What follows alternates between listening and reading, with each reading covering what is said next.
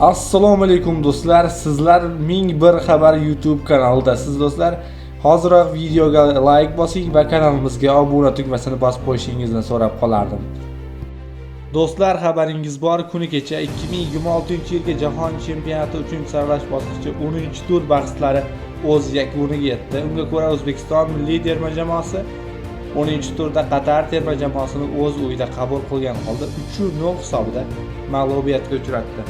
Garchi futbolchilarimiz bir tur avval Birlashgan Arab Amirliklarida 0-0 hisobidagi durangdan so'ng Jahon chempionati yo'llanmasini naqd qilgan bo'lsa-da, o'z uyimizda o'z muxlislarimiz bilan ushbu yo'llanmani bayram sifatida o'tkazishimiz taxmin qilingan edi. O'yin oldidan turli mutaxassislar har xil fikrlar bilan o'z taxminlarini bildirishdi. Kimdir O'zbekiston milliy terma jamoasi Jahon chempionati yo'llanmasini hal qilib bo'ldi. Bunyodkordagi bahs bizning har qanday natijamiz bilan yakunlansa-da, o'yin yakuniga yetgandan keyingi bayramdagi o'tish haqida taxminlar o'tdi. Yana kimlardir esa Qatar bilan hisob-kitoblarimiz bor. Aynan o'sha hisob-kitoblarni bugun yechish vaqti keldi degan taxminlarni bildirib o'tishdi. Bu taxminlarga labbay deya javob bergan holda Timur Kapadze aynan hujumkor tarkibni maydonga tushirdi. Oldingi o'yinlarda o'z imkoniyatini kutayotgan Akmal Mazgovoy ham bu o'yinda aynan asosiy tarkibda o'yinga kirishdi.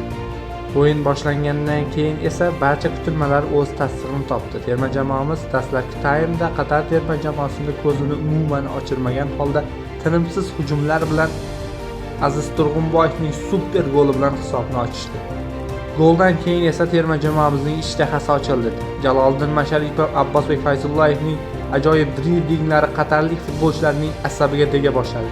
To'g'risi o'yin avvaldan men asosiy kutgan o'yinchim bu Jamshid Iskandarov edi.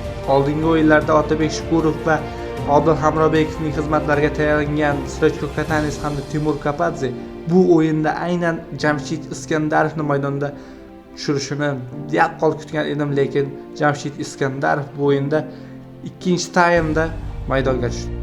Maydonga tushgandan so'ng esa O'zbekiston terma jamoasining o'yini mutlaqo yaxshi tomonga o'zgardi.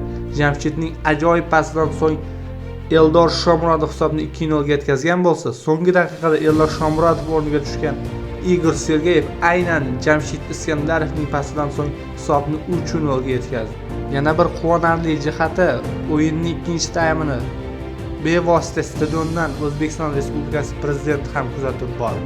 Umuman olganda o'yinning boshlanishi, yakunlanishi, himoya, yarim himoya, hujum va barchasi o'zimiz kutgandek bayramdek o'tdi. Barchasi Qatarning alamli mag'lubiyati bilan yakunlandi. Hali bu yigitlar Jahon chempionatida istalgan terma jamoaga yetarlicha bosh og'rig'i bo'lishi mumkinligini o'zaro isbotlashdi do'stlar. O'yindan so'ng esa futbolchilar va murabbiylarga prezident sovg'asi hamda BYD Champion avtomobili topshirildi. Do'stlar, bu g'alaba barchamizniki. Bu g'alaba kutilgan g'alaba. Bu kunlarni kimlar ko'ra oldi, kimlar esa ko'ra olmadi. Aynan mana shu lahzalarni ko'rayotganligimiz bizning baxtimizdir do'stlar. Kanalga obuna bo'ling va like tugmasini bosib qo'ying. Keyingi videolarda ko'rishguncha